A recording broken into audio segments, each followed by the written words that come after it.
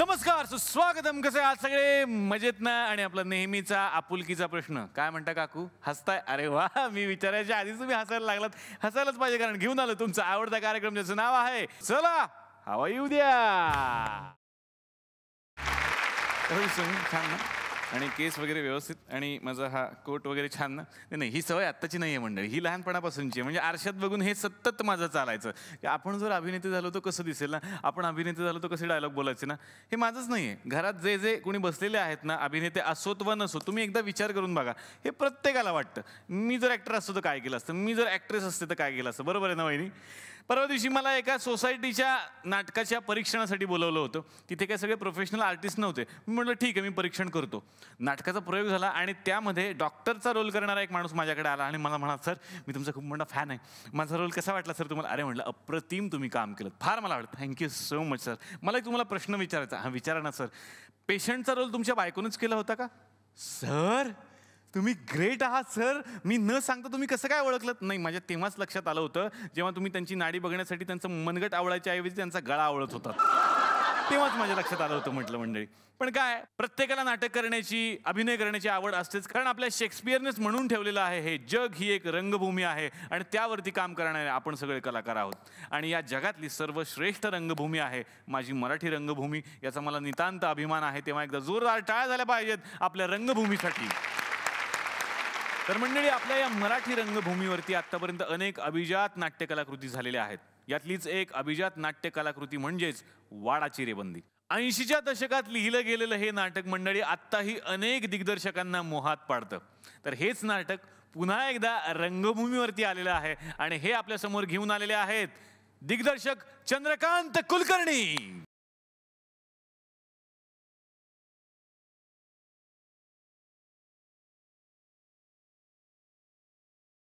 Sir, सुरुवातीलाच एक complement, तुम्ही खूप छान दिसताय. तुझ्या कार्यक्रमात यायचं म्हणजे जरा यावं लागतं नीट राहायला. नाही सर, खरं तर मीही या कार्यक्रमाच्या माध्यमातून थोडं थोडं दिग्दर्शन करण्याचा प्रयत्न करतोय सर. मला जमतं अशातला भाग नाही, पण मी बऱ्यापैकी तुम्हालाच कॉपी करतो हे तुमच्या लक्षात आलं असेल, कारण मी जॅकेट पण तुमच्याच कलरचं घातलंय सर. सर, अतिशय मनापासून स्वागत. आणि आत्ताच मी उल्लेख केला की जे नाटक करण्याचा मोह आत्तापर्यंत अनेक दिग्दर्शकांना झालेला आहे, अनेक कलाकारांना झालेला आहे, ते नाटक म्हणजेच वाडाची रेबंदी. आणि हे नाटक पुन्हा रंगभूमीवर तुम्ही आणताय, काय अनुभव आहे हा सगळा? महेश एलकुंचवारांचं हे अतिशय महत्त्वाचं नाटक आहे. महेश एलकुंचवारही हे आधुनिक रंगभूमीवरचे महत्त्वाचे नाटककार आहेत आणि हे नाटकही खूप महत्त्वाचं आहे. आणि यावर्षी गंमत अशी झाली की मला एका वर्तमानपत्रातनं फोन आला की त्यांना 75 वर्ष पूर्ण होत आहेत, 9 ऑक्टोबरला झाली नुकतीच. तर त्यांच्याविषयी तुम्ही काही लिहाल का? ते लिहिताना मी या सगळ्या स्मृतींमध्ये जास्त ओढला गेलो आणि मी ठरवलं की हे नाटक पुन्हा करायचं. तर त्यांना 75 वर्ष पूर्ण होत आहेत, हा एक महत्त्वाचा मुद्दा. आणि 5 नोव्हेंबरला मराठी रंगभूमी दिन झाला, तर या निमित्ताने हे नाटक करायचं माझी इच्छा होती आणि मी ते नाटक केलं. जिगीषा आणि अष्टविनायक या 2 नाट्यसंस्थांतर्फे ते मी रंगमंचावर आणलं आणि मला फार छान ताकदीचे कलावंत त्यात मिळाले. तर मंडळी, हा कॅफे असा आहे की इकडे सिनियर मंडळी जरी आली तरी ती मित्रासारखी येतात, त्यामुळे मला खूप छान वाटतं. पण सर, आता खरंच एका मित्राला इथे बोलवण्याची वेळ आलेली आहे. जोरदार टाळ्यांनी स्वागत करूयात वैभव मांगले यांचं.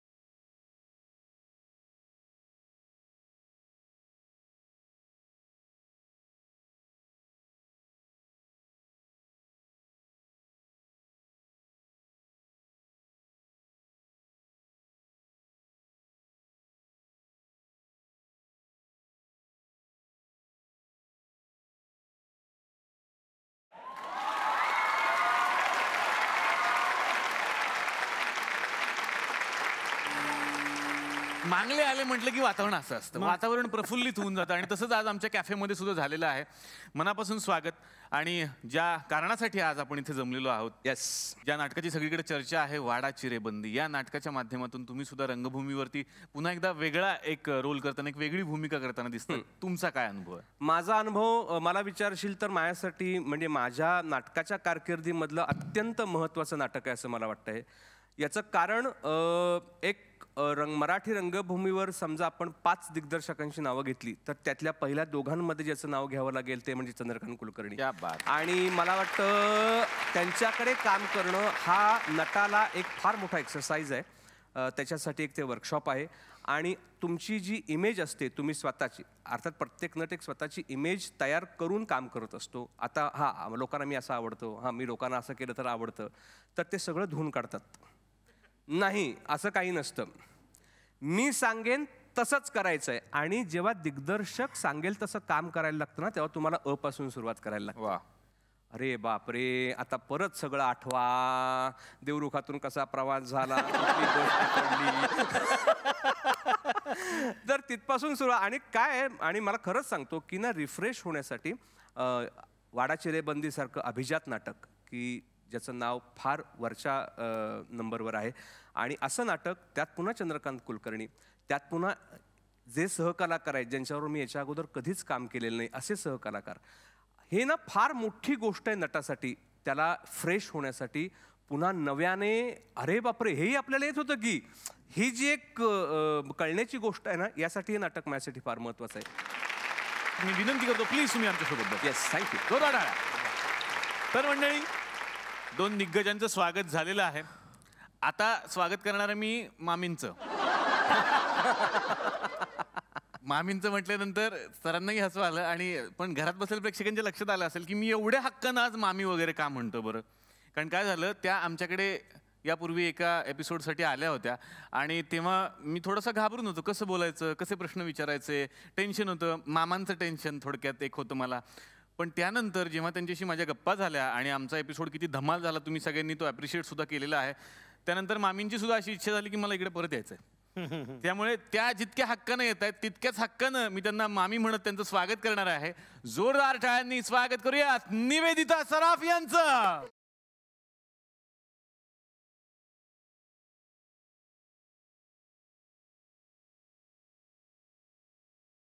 ते मॅम पेक्षा मामीच चांगलं वाटतंय मला, त्याच्यामुळे मी मामी म्हणेन, चालेल ना? ऍक्च्युली मॉमी इंग्लिश मध्ये म्हणतात, अशी आईसारखीच असते ना मामी. पण मनापासून स्वागत. आणि पूर्वी तुम्ही आमच्या चला हवा येऊद्यामध्ये येऊन गेला होता, परत येऊन कसं वाटतं? खूप मजा आली. तेव्हा तर मी इतकं एन्जॉय केलं होतं आणि मला वाटलं नव्हतं एवढ्या लवकर पटकन मला पुन्हा इथे यायची संधी मिळेल.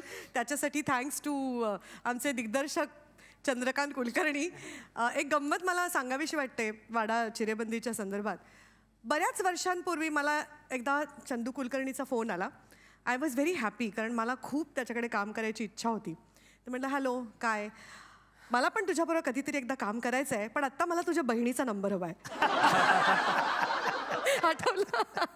आणि माझी मोठी बहीण मिनल परांजपे, तिने ह्या नाटकात काम केलं होतं. जेव्हा त्रिधारा येत होती तेव्हा मला इतकं वाईट वाटलं होतं, काय इतकं सुंदर नाटक, मला इतकी करायची इच्छा आहे, आणि ठीक आहे चला आता मिनल करते, I am very happy about it. पण आज पुन्हा काही वर्षांनी परत मला तसा फोन आला चंदूचा, आणि त्यांनी मला ह्या नाटकामध्ये काम करण्यासाठी विचारलं. त्याच्याबद्दल I am really really really very happy आणि ग्रेटफुल टू हिम. मी विनंती करतो मॉमींना. आणि आता या मंचावरती मी आमंत्रित करणार आहे आणखीन एका दिग्गज अभिनेत्रीला. जोरदार टाळ्यांनी स्वागत करूयात भारती पाटील यांचं.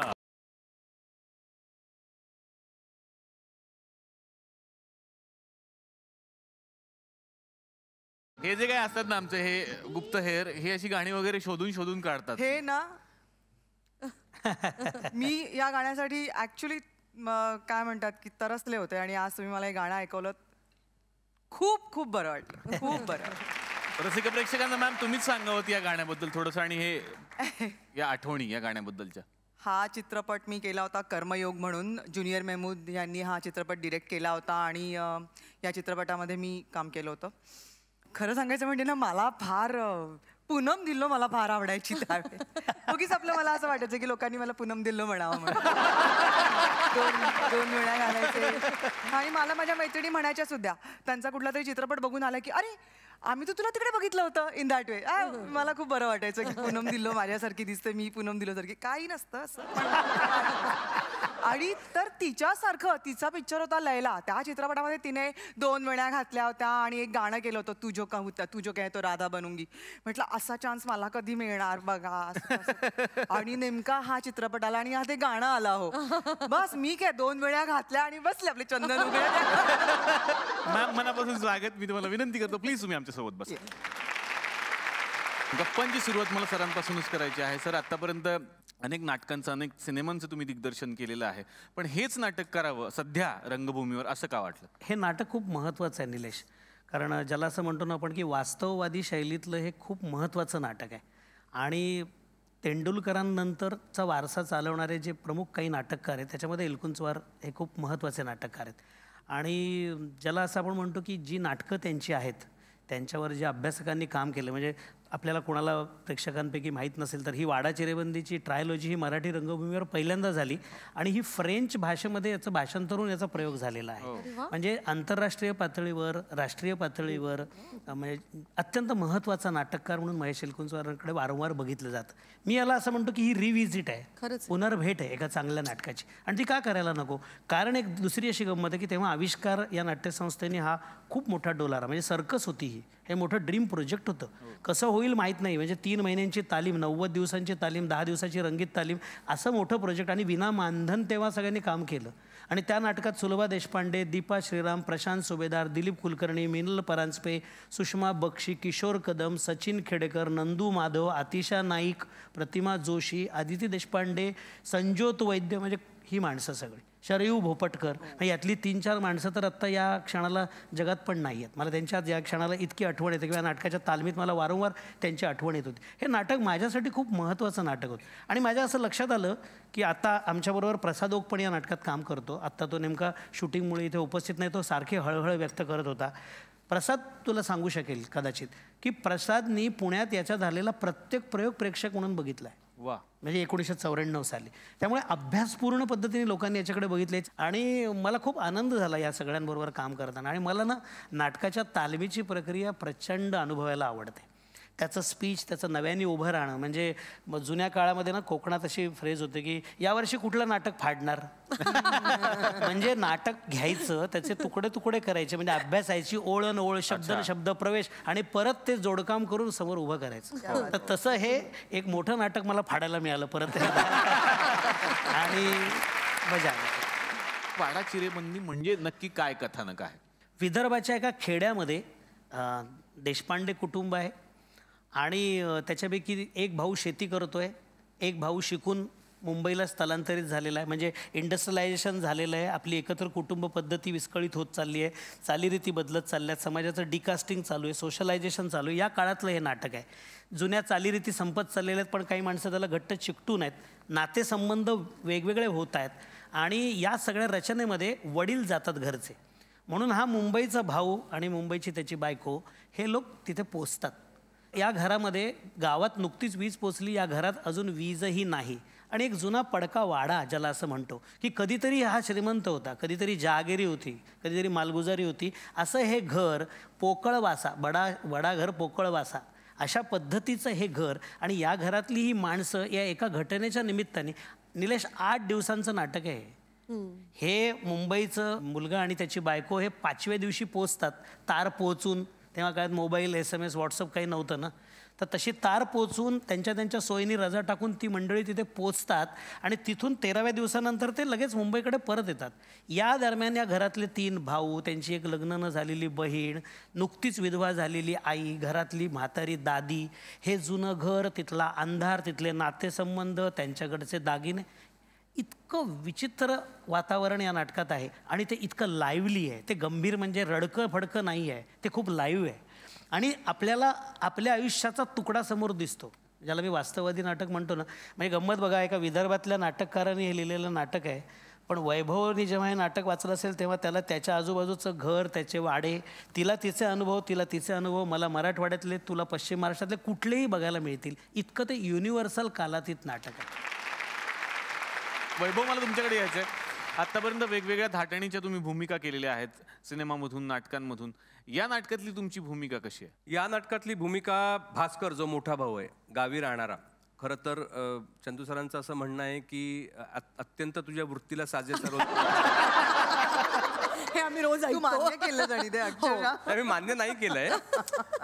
नाही, मी म्हणजे मोठा स्कॅनर आहे. मी सांगितलं ती वहिनी आहे म्हणून तिला वहिनी घेतलं. तसं भास्करचे काही गुण तुला बघितलेच असतील मी नक्कीच. तर या नाटकात भास्कर म्हणजे जो गावी राहणारा आहे, जो शेती करणारा आहे, ज्याचं असं म्हणणं आहे की नोकरी केली अशी तर कुठे मी सुपरिटेंडंट राहिलो असतो, पण तू मुंबईत जाऊन राहिलास तर मला इकडे गावी जे भोगावं लागतंय. म्हणजे थोडक्यात काय आहे, गावी जी 12 एकर शेती आहे, जे सोनं नाणं आहे ते मोठ्या भावाला दाबायचंय. आणि जनरली असं आहे, म्हणजे कोकणात जा किंवा मराठवाड्यात जा किंवा विदर्भात जा, कुठेही गेलात तुम्ही, घर सोडून, गाव सोडून बाहेर गेलात ना, तर नंतर स्वीकारत नाहीत लोक. म्हणजे मूळ एकदा तुम्ही गेलात ना नोकरीच्या निमित्तानं बाहेर, तर तुम्हाला येऊच देत नाहीत परत. आता तू तिकडेच राहा. म्हणजे जसं घरट्यामध्ये पिल्लाला स्पर्श झाला बाहेरच्या कुठल्या माणसाचा वगैरे, तर तशी ती मादी पिल्लाला टाकून देते ना, तसं करतात.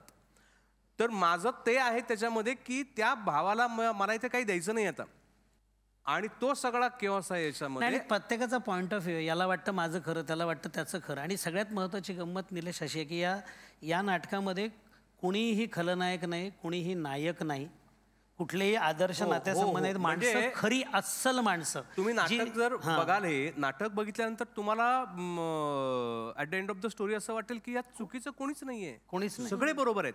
हे त्या नाटककाराचं मोठं श्रेय आहे. फार मोठं वैशिष्ट्य. निवेदिता मॅम, मला तर तुमच्याकडे यायचं आहे. इतक्या वर्षांनंतर तुम्ही नाटक करताय, जनरेशन गॅप मिटवून काम करताना खूप आनंद मिळतोय तुम्हाला. हो, कारण त्यांच्याकडे पण इतकं शिकण्यासारखं आहे ना.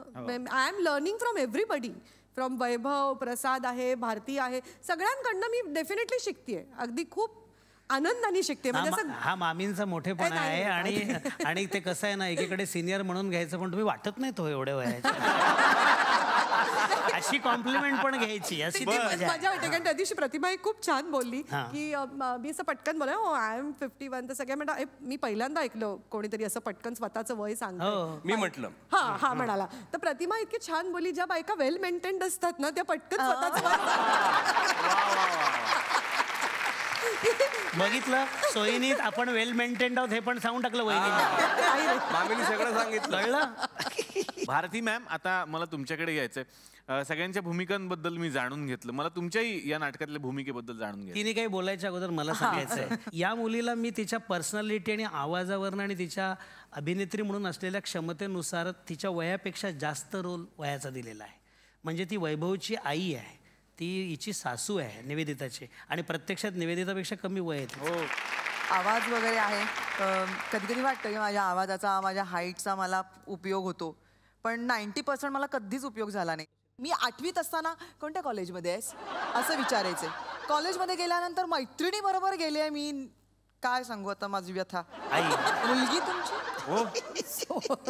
एवढी हाईट, त्यात मी मग क्षेत्रही निवडले इंजिनिअरिंगचं, त्यामुळे तिकडे मी बाप होते की मी कॉलेजमध्ये असताना सगळी मुलं, पण मी एकटी मुलगी होते, त्यामुळे बिवरायची तर मी अजिबात नाही. ते घाबरत होते. पाठी कोरी ठेवून मी सरांकडे आले, तुम्ही शिकवा, मी गिरवणार. सर, आता सरांना सगळेजण प्रेमानं इंडस्ट्रीमध्ये चंदू सर असं म्हणतात, आणि ते त्यांना आवडतं सुद्धा. सर, नाटकाचा विषय तुमच्या वेगळा आहे. वाडा चिरेबंदी हे नाटकाचं नाव आहे. आमच्याही घरामध्ये एक दिग्दर्शक आहे सर, आणि त्या दिग्दर्शकानं, जो माझा जुळा भाऊ आहे, तर त्या दिग्दर्शकाने एक सिनेमा बनवलाय, आणि तो सगळ्यांना त्याला दाखवायचाच असतो. आपण नाही म्हटलं तरी तो दाखवतो. त्यामुळे त्याने एक पानसट सिनेमा बनवलेला आहे, हे मी आधीच सांगतो. आणि या सिनेमाचं नाव त्याने ठेवलेलं आहे वाडा चंदू कुलकर्णी.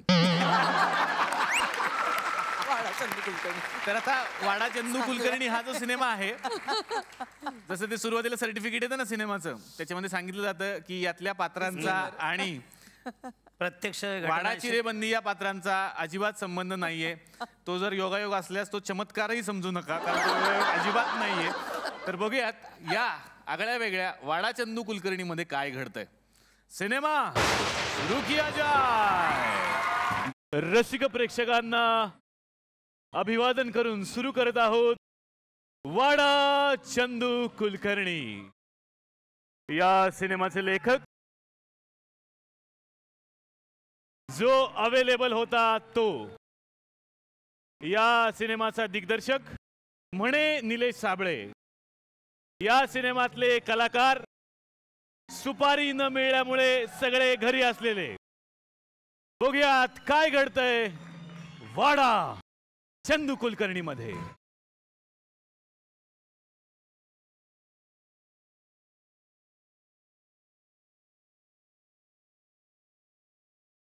आयला टायर पंक्चर झाला सायकलचा. हे कुठं आलं? पाऊस पडायला लागला त्या वाट लागली. एवढ्या रात्रीचा रस्त्यात कुठं तरी उभा आहे मी. इथं काय राहायला जागा.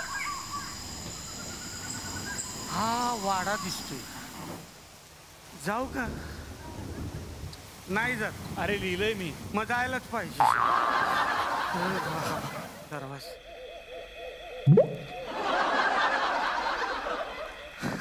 पाऊस पडतोय. गळत असेल वाहड.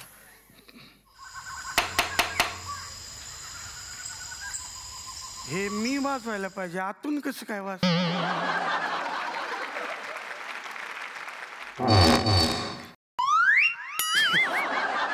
काही वाजते.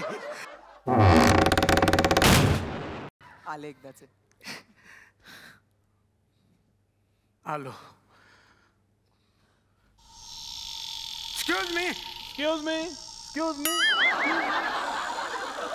Hello hello hello hello hello hello hello hello hello hello hello hello. चायचा घो. तुझ्या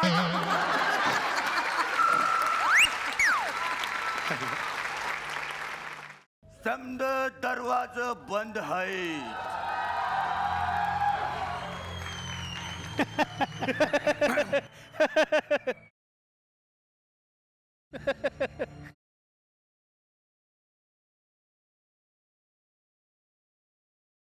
नमस्कार. नमस्कार. आ गए ठाकुर. सकाळीच काय टाकून सकाळीच.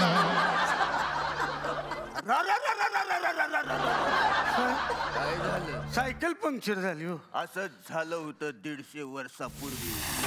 त्या घोड्याचा टायर पंक्चर झाला होता.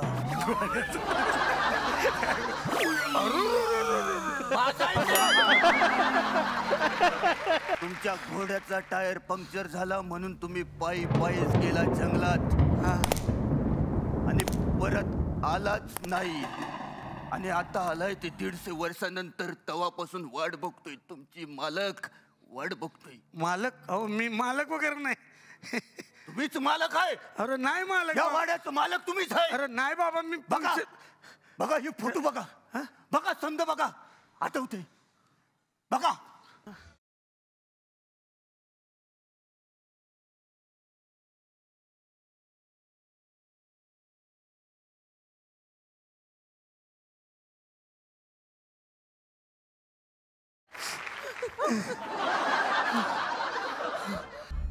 आठवलं? हो हो. काय हे दुनियादारी मधले म्युझिक आहे. खायला काय करायचं? घरी का काय? मरो हा गेलाय. मी जातो एकदाचा. देवा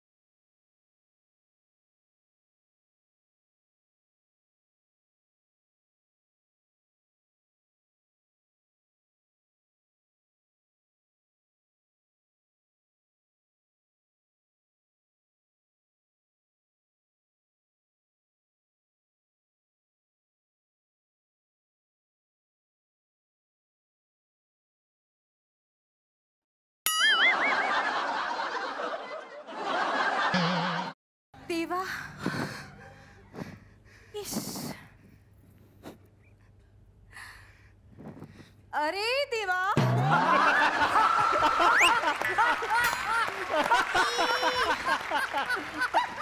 काय झालं? देव बाबू, तुम्ही टॅन होऊन आलात काय? नाही, मी ठाण्याहून आलो. मला ओळखलं नाही. शोधती कुणाला? शोधती शोधती. हा, कुणाला शोधते तू? देव बाबू, राहू देत. चला बसूयात. तू पण?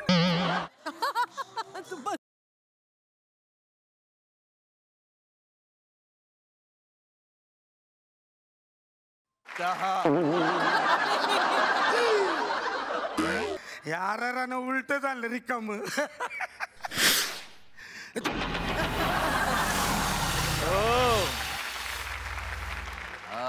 घाबरत दुसरं.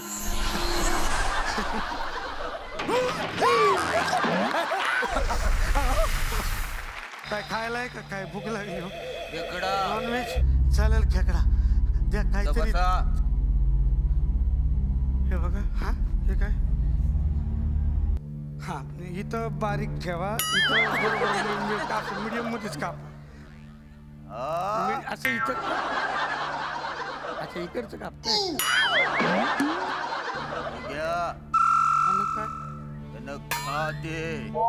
काय चिप्स ठेवले ते, हे खाऊ का? खा.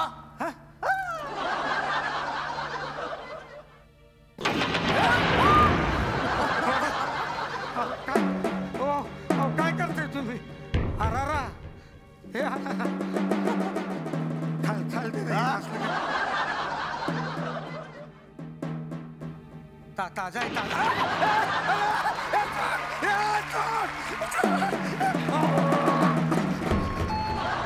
नांगेत तोडून टाकतो मग.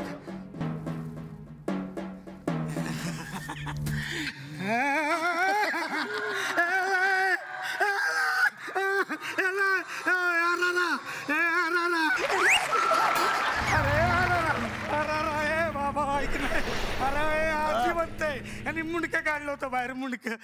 अरे जिवंत आहे. मुंडका असणारच ना खेकड्याला. हा, असतं ना माणसाला मुंडकं, तसं खेकड्याला बी असतं. अरे पण तो जिवंत आहे ना बाबा. येलाय.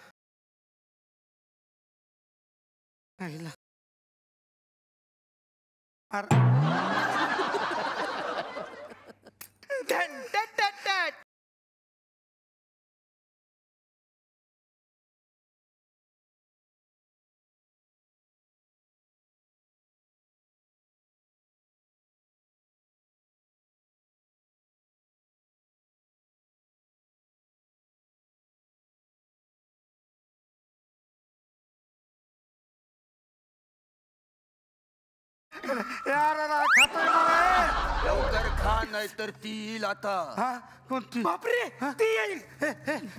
हे गोगल काय? ती म्हणजे कोण? मंजलिका. मंजुली म्हणजे काय? आली आली. मंजुलिका आली. कुठे? मंजुलिका आली. आली. मला घे ना, मला घे ना.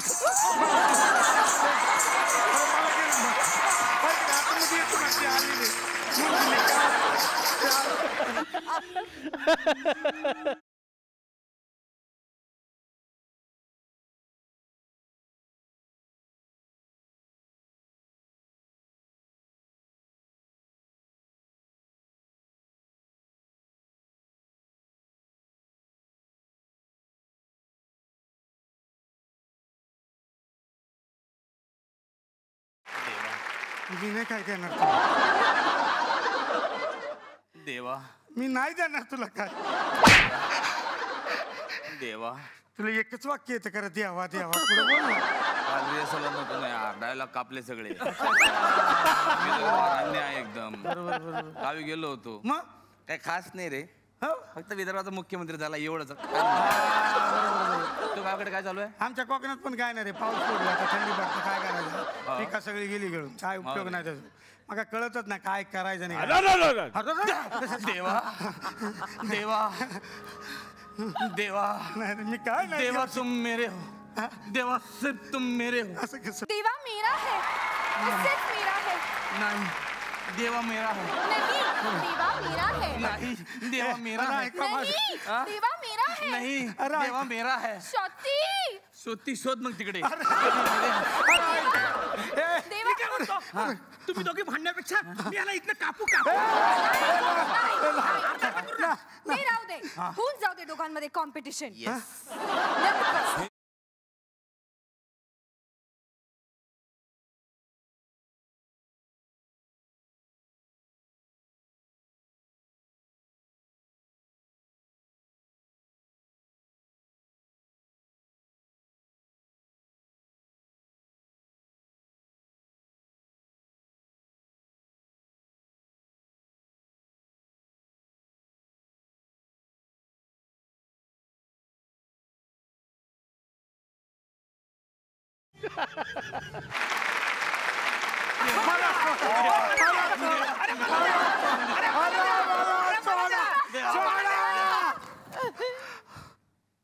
देवा चला लुटा पटकन आता. मोबाईल आहे. मला दे, मला दे. अरे काय करतोय? घोडा चालवतो काय? घेतला. चला देवा ऑल द बेस्ट. चला लवकर चला.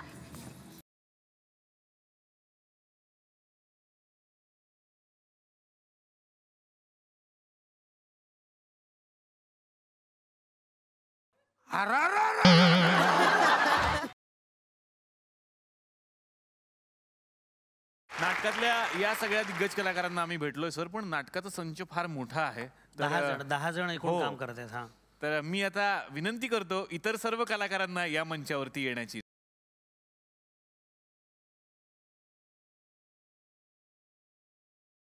महाराष्ट्रातली सगळी संतुलन मी ठेवलेलं आहे. आमच्या भारतीचं सासर नागपूर आहे. त्याच्यानंतर सिद्धेश्वर झाडबुके हे मूळचे सोलापूरचे, नंतर पुण्यात पुरुषोत्तम गाजून, नंतर झी आणि सर्वत्र काम आपण त्यांचं बघतो. नेहा जोशी या मूळच्या नाशिकच्या आहेत. पौर्णिमा गानू मनोहर, विनीता शिंदे या सगळ्यांना माहिती टेलिव्हिजनमुळे काम करतात. प्रतिमा जोशी, अजिंक्य ननावरे हा साताऱ्याचा आहे. त्यामुळे संपूर्ण महाराष्ट्रच तुम्हाला या रूपाने इथे दिसणार आहे. सिद्धेश्वर झाडबुके यांच्यासाठी जोरदार टाळ्या झाल्या पाहिजेत. त्यांची एक वेगळी ओळख मला आज टेलिव्हिजनच्या माध्यमातून तुम्हाला सांगायचं आहे.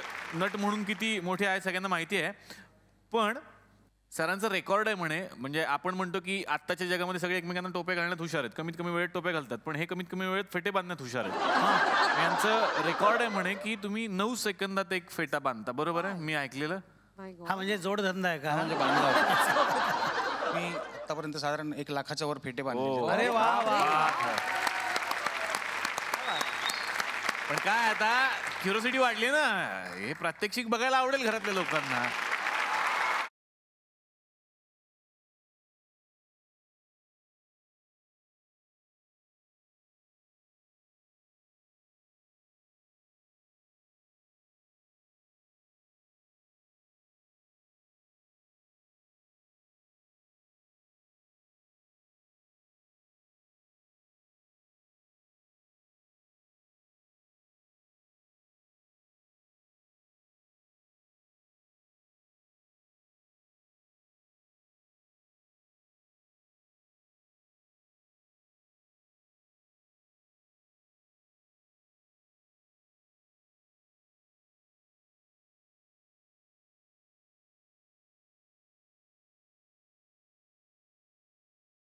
मगाचपासून सगळेजण चर्चा करतायत, मामींनी छान मेंटेन केलं. घरात बसलेल्या सगळ्यांना बायकांना आता ती क्युरिओसिटी लागली की रेसिपी सांगा ना आम्हाला काय ती.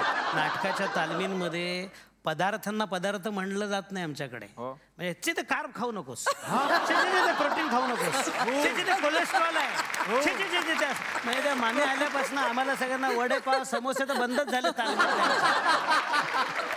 आणि त्यांनी वेगवेगळ्या प्रकारे डाएटच्या वेगवेगळ्या वस्तू करून आणल्या, आम्हाला खाऊ घातल्या आणि त्याचं महत्त्वही सांगितलं. खूप जणांना, कमी जणांना माहीत असेल की या बाई, या अभिनेत्री रोज सकाळी 5:30 वाजता समुद्रावर पळायला जातात आणि काही किलोमीटर्सची मॅरेथॉन त्या नेहमी किलोमीटरची मॅरेथॉन धावतात त्या. इतकंच नाहीये त्या म्हणजे त्यांना पळायला मिळत नाही, धावायला मिळत नाही. तर मी त्यांना विचारलं तुम्ही धावत नाही तर मग काय करतात रोज तुम्हाला? तर ते भारती मी ना 13व्या माळ्यावर राहते, तर 13व्या माळ्यावर मी खालून चालत जाते आणि हे मी दिवसातून 7 ते 8 वेळा करते. बापरे. ते म्हणजे स्टेअर एक्सरसाइज आहे. 45 मिनिटं मोजून खालती म्हणजे उतरताना लिफ्टनी येते मी, चढताना असं कृपया 8 वेळा 50 होतं. नंतर हा व्यायाम सगळ्यांनी करावाच. मी 92 पासून अतिशय रेग्युलरली जिमिंग करते. मी स्पोर्ट्स मेडिसिन केलं होतं, त्याच्यामुळे मी स्वतः डाएट, बाकीच्यांना पण डाएटवरती ठेवते, स्वतः पण डाएटवरती राहते.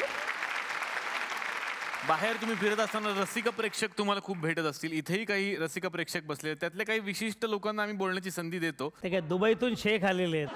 इतर त्रिमहत्र हाली हा इथं मांगल्याचा प्रश्न विचारायचा. इतरत्र काय आनंद आहे, इतरत्र आनंद आहे. थँक्यू बद्रीश सा. माका वैभव मांगलेंका असा विचारूचा.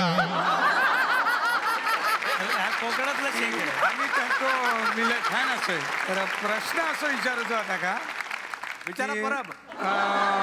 वैभव तू शेवटचं भांग कधी पाडलेस रे? आणि दुसरं असो की ह्या पहिल्यापासून असा की कटिंगला खर्च पडत म्हणून ठेवलं. आणि काही दर्जेदार प्रश्न असतील तर विचारा. Actually, my question is Marathi मला श्री चंद्रकांत कुलकर्णी यांना प्रश्न विचारायचा आहे. श्री सर, मी तुमचा सिनेमा बघितला आजचा दिवस माझा. फार चांगला सिनेमा होता सर, मला खूप आवडला सिनेमा. तर मला प्रश्न विचारत होता, तुम्ही नाव ठेवलं आजचा दिवस माझा आणि दाखवली अख्खी रात्र, असं कसं? नाही, प्रश्न फार छान आहे आणि त्याच्यामध्ये तुमच्यासारखे दिसणारे एक उत्तम नट पण होते, तुमच्या लक्षात आलं असेल. भारत गणेशपुरे त्यांचं नाव आहे. Thank you sir. मनात आणलं तर होऊ शकतं एका रात्रीत सुद्धा, एका दिवसात सुद्धा, म्हणून आजचा दिवस माझा. आणि त्याच्यामध्ये यशवंतराव चव्हाणांचं एक वाक्य खूप छान पद्धतीने आलेलं आहे मुख्यमंत्र्यांच्या तोंडी, की राज्यकर्त्यांनी नाही म्हणायला आणि प्रशासनकर्त्यांनी हो म्हणायला शिकलं पाहिजे. या एका वाक्यावर तो सिनेमा होता असं मला वाटतं. ऍक्च्युली माझा प्रश्न हा नव्हता सर, मी माहिती सांगितली तुम्हाला. अच्छा, माहिती. माझा प्रश्न असा होता की आजचा दिवस माझा तर उद्याचा कोणाचा भाव?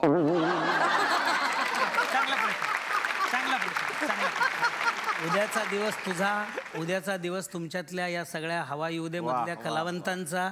आणि खूप छान पद्धतीने तुम्ही करता आणि मी झीचे मनपूर्वक आभार मानतो. निलेश साबळे आणि तुमच्या 5 जणांच्या टीममुळे त्याचं एक वेगळेपण आता लोकांना कळायला लागले.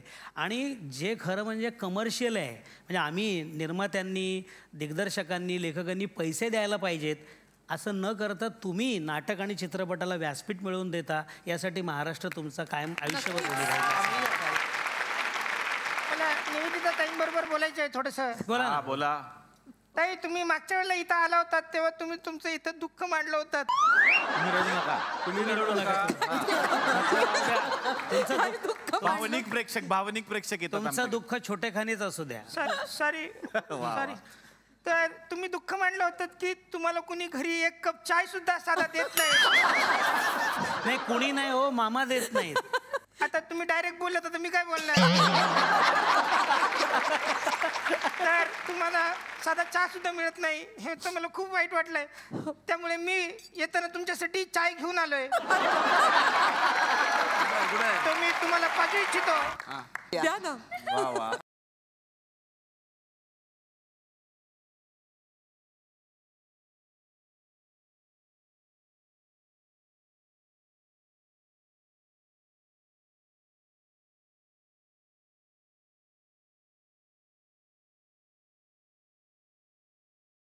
तुम्ही फर्स्ट क्लास, खूप छान. 5 रुपये. अरे तुम्हाला काय? अहो 5 रुपये नाही, जास्त किंमत आहे या चहाची. एक सेकंद थांबा, 1 सेकंद थांबा. पूर्वीच्या काळी राजे लोक अंगठ्या द्यायचे. वा. घेऊन जा.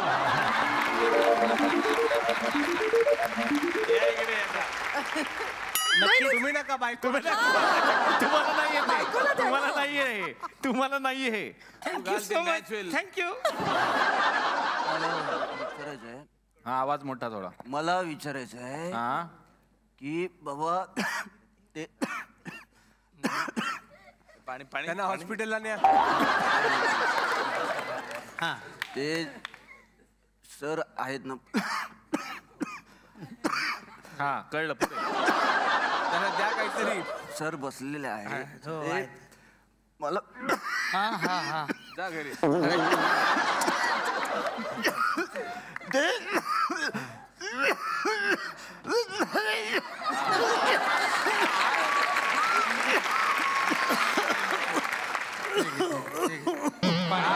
उत्तर दिलेलं आहे त्यांनी. उत्तर दिलं ऐकलं का तुम्ही? चांगला प्रश्न आहे चांगला प्रश्न गेले मांडलाय. गेले गेले ते. हो चांगला प्रश्न. गेले.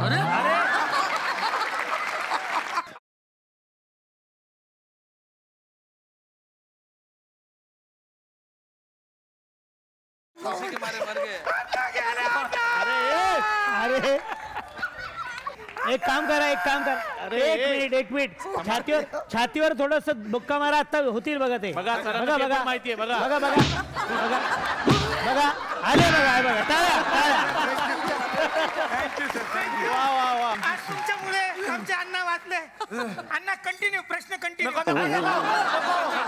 Hi welcome. Hi. ऍक्च्युली ना देयर इज अ रिक्वेस्ट. मी नाचू त्यांच्याबरोबर तू प्लीज. इतकी फेमस झाली आहेस ना, तुला माहिती नाही आता हे सुरू होण्याच्या अगोदर त्यांचं ब्रेक मध्ये काय कुजबूज झाली सांगू. आता थोड्या वेळाने आपल्याला नाचायचंय बरं का.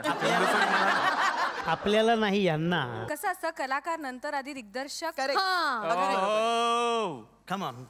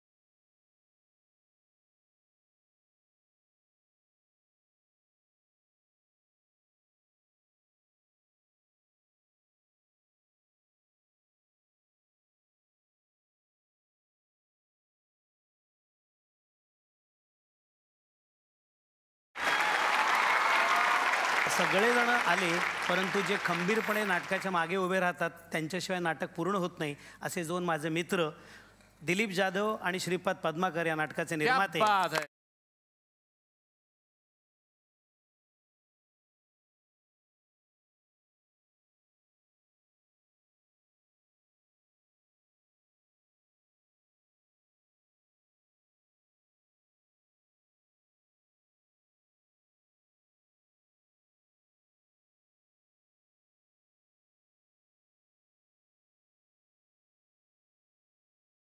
SL व्हिजनचे विशेष आभार, ज्यांनी आम्हाला ही इथे संधी उपलब्ध करून दिली. SL व्हिजनचे प्रमुख नितीन केणी यांच्याबद्दलची एक छानशी तुमची आठवण आहे. माझं मुंबईतलं पहिलं नाटक हे समिधार संस्थेतर्फे नितीन केणी, शरद बागवे या मित्रांमुळे झालं आणि त्यांचे मी कायम ऋण व्यक्त करतो, ऋण राहील सुद्धा. तुमच्या कॅफेमुळे आता आम्हाला असं वाटतं की वारंवार नाटक बसवायला पाहिजे, सिनेमा करायला पाहिजे. त्याच्यामुळे असं धन्यवाद. पुन्हा एकदा सगळ्यांचे आभार आणि अशीच धमाल करायला भेटूयात पुढच्या भागात. बघायला विसरू नका. चला हवा येऊ द्या.